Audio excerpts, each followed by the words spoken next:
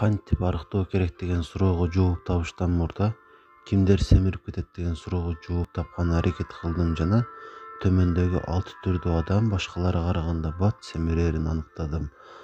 Биринчиден, тамактанууну башка нерсеге кошкондор, мисалы тамактанып отуруп видео көрчүлөр же китеп окуй тургандар. Ошол нерсеге адам көбүрөөк убакыт короткусу келип, өзү билбеген түрдө көп жеп алат жана семирет. Экинчиден, аз кыймылдай турган адамдар керектүү болгон коротула турган энергияны организмге топтолушунун натыйжасында семиришет.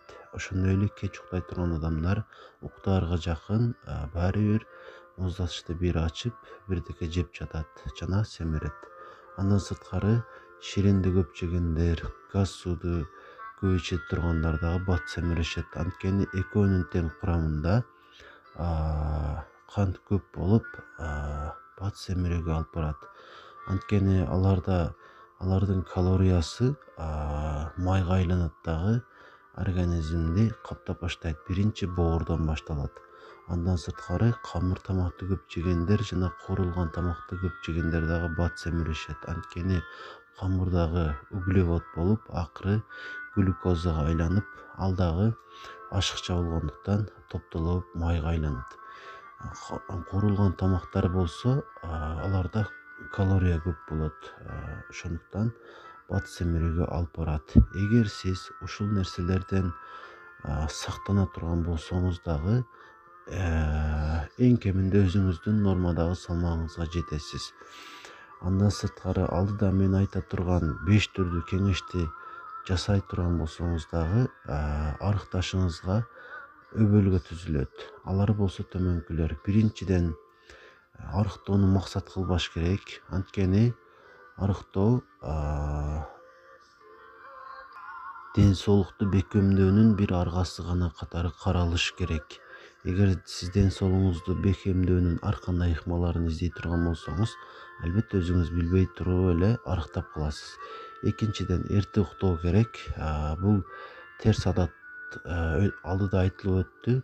Эгер сиз ошол терс адатты жое турган болсоңуз, арыкташыңызга шарт түзүлөт.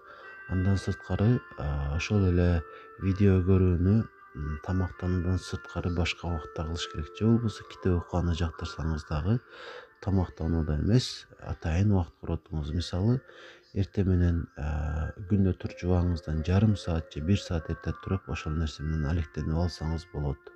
Андан сырткары камыр тамакты эт же балык алмаштырыңыз. Ал эми нанды болсо гречкага алмаштыруу керек. Гречканын нандан караганда артыкчылыктары көп. Биринчиден, витаминдерге бай болот. Ал эми андан сырткары ал жайыраак сиңет жана организмде көпкө кармалат. Ошондой эле гречка нанга салыштырмалуу табигый нерсе жана эч кандай зыяны жок. Ал эми нанда болсо ал ак ундан жасалат жана дрожжго, ошол сыяктуу зыян нерселерге бай болуп, зыяны аз болсо дагы бар. Эгер ушул мен айтылган нерселерди эртегеден баштап эле аткара турган болсоңуз, албетте өкүнбөйсүз деп ишенем.